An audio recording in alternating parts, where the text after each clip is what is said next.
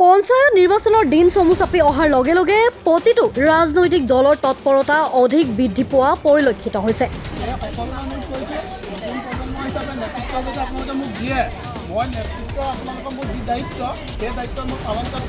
যোৰহাট লোকসভা সমষ্টিৰ মৰিয়নি সমষ্টিৰ বলমাত জিলা পৰিষদৰ আঞ্চলিক পঞ্চায়ত অধীনস্থ অঞ্চলত নিৰ্বাচন প্ৰচাৰৰ পৰিৱেশ এতিয়া তুংগত উঠিছে। কি বিজেপি কি কংগ্ৰেছ।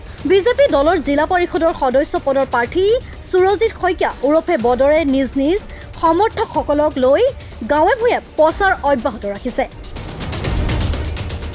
বিশেষকৈ চৰকাৰখনৰ বিভিন্ন আঁচনিসমূহ ৰাইজৰ মাজলৈ অধিক গতিশীল কৰাৰ লগতে সামাজিক ক্ৰীড়া সংগঠক হিচাপে পৰিচিত এগৰাকী প্ৰাৰ্থীয়ে গ্ৰাম্য অঞ্চলত ক্ৰীড়াৰ পৰিৱেশ গঢ়ি তোলাৰ প্ৰতিশ্ৰুতি প্ৰদান কৰিছে।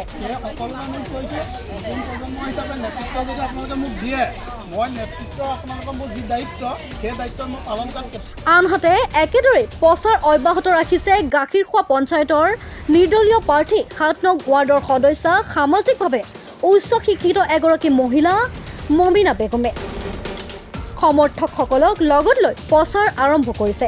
আনহাতে গাখীৰখোৱা পঞ্চায়তৰ অগপ দলৰ প্ৰাৰ্থিত্ব আগবঢ়োৱা আঞ্চলিক সদস্য শিক্ষিত যুৱক দীপন চুতীয়াই ৰাইজৰ মাজত সোমাই পৰা দেখা গৈছে। মোৰ নাম শ্ৰী দীপন চুতীয়া। মই এই গাখীৰখোৱা গাঁও পঞ্চায়তৰ পৰা আঞ্চলিক সদস্য পদত প্ৰতিদ্বন্দ্বিতা কৰিবলৈ আগবাঢ়িছোঁ। এজন মিত্ৰজোঁটৰ প্ৰাৰ্থী হিচাপে ভাৰতীয় জনতা পাৰ্টী অসম গণ পৰিষদৰ প্ৰাৰ্থী হৈছোঁ।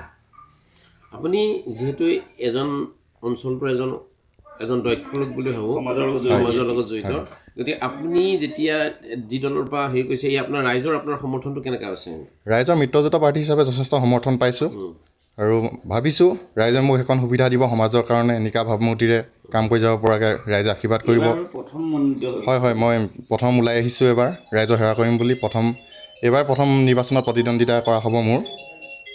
গতিকে অঞ্চলটোৰ আপুনি যিখিনি উন্নয়নমূলক কাম আছে, প্ৰথম কথা হ'লে মই গাখীৰখোৱা গাঁও পঞ্চায়তৰ আগতে 13 চনৰ পৰা 18 চনলৈকে মই আছিলোঁ পঞ্চায়ত প্ৰেছিডেণ্ট। মই ভাবিলোঁ যে এইবাৰ এখন পঞ্চায়তৰ ৰাইজৰ সেৱা কৰি যোৱাৰ পাছত আৰু 5খন পঞ্চায়তৰ পৰা মই ৰাইজৰ সেৱা কৰি যাম বুলি মই আগবাঢ়িছিলোঁ আৰু সেইমতে মই দলৰ প্ৰাৰ্থিত্ব বিচাৰি আৰু দলে মোক প্ৰাৰ্থিত্ব দিলে।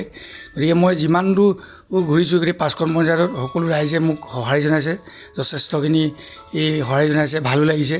আৰু অনাগত দিনত মই ৰাইজৰ সেৱা কৰি যাম বুলি বিভিন্ন অনুষ্ঠান প্ৰতিষ্ঠানৰ লগত যোগাযোগ কৰিছোঁ আৰু ৰাজহুৱা মিটিঙো পাতিছোঁ।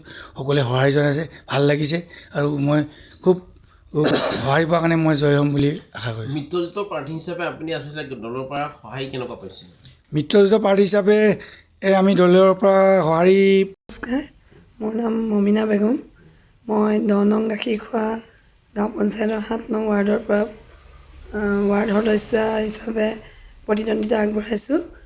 তাকে ৰাইজে যদি মোক যোগ্য বুলি গণ্য কৰে, তেতিয়া তেওঁলোকৰ মই অভাৱ অভিযোগ এইবিলাক পূৰণ কৰিবলৈ চেষ্টা কৰিম।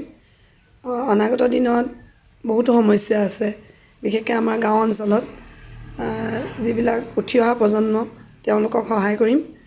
আৰু আপোনালোকে গম পায় যিমান দুৰ্নীতি চলিছে, মই নিয়াৰিকৈ দুৰ্নীতিবিলাক আঁতৰাই সমাজখন সুস্থ সবল কৰি তুলিবলৈ চেষ্টা কৰিম।